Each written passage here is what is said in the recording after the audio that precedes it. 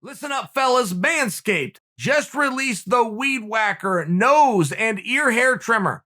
The premium Manscaped Weed Whacker has a 9,000 RPM motor-powered dual-blade system. This incredible trimmer provides proprietary skin-safe technology, which helps prevent against nicks and snags. Its unique design enhances the trimming experience. It's waterproof, easy to use and clean.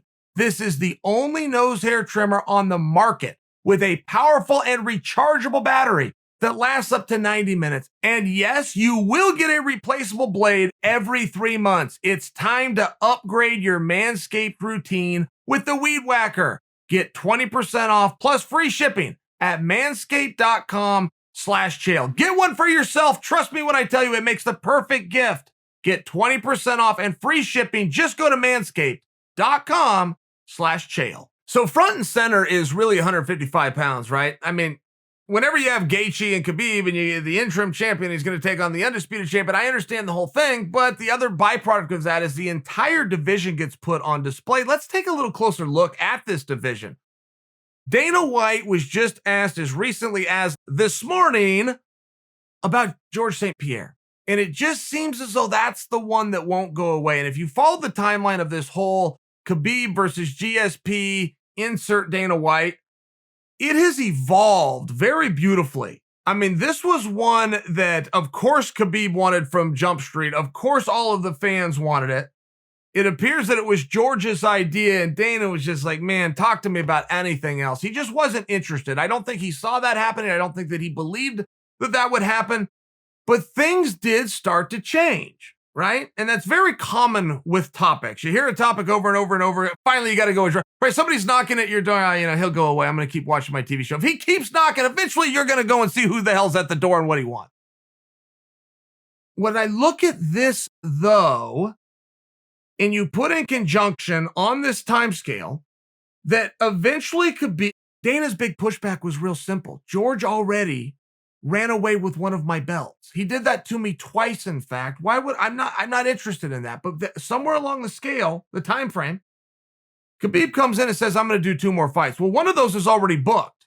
Right? That's Justin Gaethje, which leaves him with 1 more fight. So if you're Dana, and the big thing that you don't want to have happen is that a championship gets put up, right? You just don't like this. Just something he doesn't want to deal with, but it's going to happen anyway because your champion is now going to do it. All of a sudden, that bridge comes down, and Dana seemed like he was a little more open to hearing this whole George talk. So then as that started to get a little bit closer, George weighed in and said, that 155 seemed like a good idea, and champ, and the whole business, but 55's tough for me. And now that's forcing Dana to come out and say, I don't know if George can make 155. Dana is well within his rights to say that because Dana's going to do with George what Dana does with every other athlete he has, which is to take you at your word when it comes to what weight you want to go. So how does George fix this? Does George want to fix it? Let's start with that. But how does he fix it? Look, George St-Pierre's word is good. And though he has never done 155, if he calls up and says, I'll do 155, great.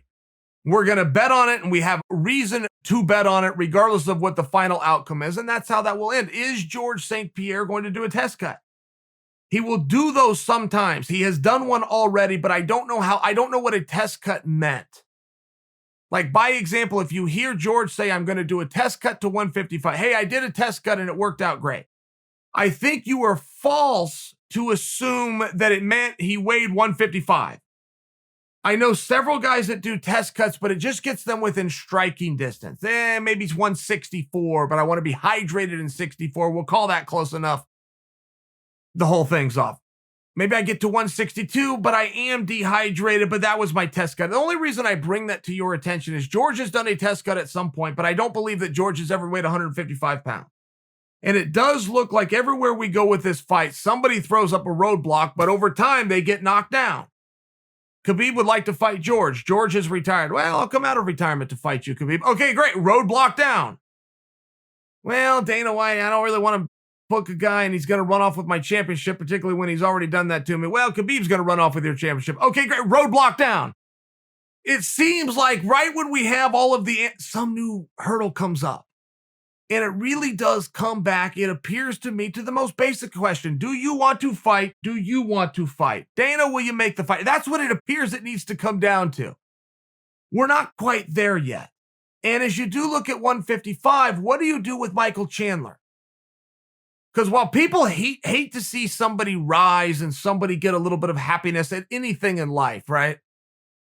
They're going to have to accept the fact that Chandler got what he wanted, which is a contract, and he is now in a waiting position of which we don't have a resolution to for him to potentially fill in on Saturday. That is not done.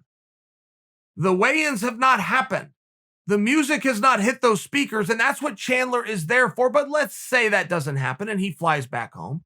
What should he do and who should he do it against? Chandler himself has come out and said that Tony Ferguson is the scariest guy in the whole division. Interesting word, scary. He didn't say he was the best guy. He said he was the scariest guy. Tony Ferguson is a very scary guy, right? I mean, Tony is the guy that is going to slice you and cut you up. He's just got those kind of elbows. He just does. Most of your elbows, go feel your elbow right there. Make a fist. Do you feel how that muscle just covered the elbow? Now open your hand. See how that elbow just got really sharp? Well, some people's sharpness is different. You take a long, lanky guy that's got elbows like Tony Ferg, who, by the way, will use them on the feet, on top, and from the bottom. Who throws elbows from the bottom? Who hits anybody from the bottom? That's what the bottom's for. Is with Tony. And he is a very scary guy. So from a marketing standpoint, what is it that Chandler should do? Who is it that he should go after? Should he be going after a guy who's coming off a loss? I don't think it matters with Tony. I don't think people know Tony's coming off a loss. I think they forgot. I think the only person that knows that Tony's last fight ended in defeat is Tony. Right? I mean, Tony matters within that division. For Chandler to start to put his focus on Tony, I think it's very smart. The bottom line is Chandler's next fight is going to be very hard. It's 155. They're all hard. So do you want to not steer your career and then all of a sudden get a phone call that you're fighting Dan Hooker, that you're fighting Paul Felder, that you're fighting Oliveira? Right? And I could play this game all that 55 is so hard. Or if you're going to take a really hard fight, do you also want it to be against the most known opponent? I think that that's very wise for Chandler to have Tony coming out of his mouth. I think it's very wise. We got to get Tony's opinion on it. But I think as we do have a weight class being featured and in a spotlight, it's not just the two contestants. The two contestants are a lot of fun today, guys, but come Monday morning, who's next is all we're going to be talking about. And for the contenders in the division, they need to understand when their division is being featured, the contenders and the contenderships are also all up for grabs. And it appears that the only guy right now who gets that is Chandler. I think he's wise to go after Tony. Beating Tony, that's tomorrow's problem. I think that Chandler is wise to go after him.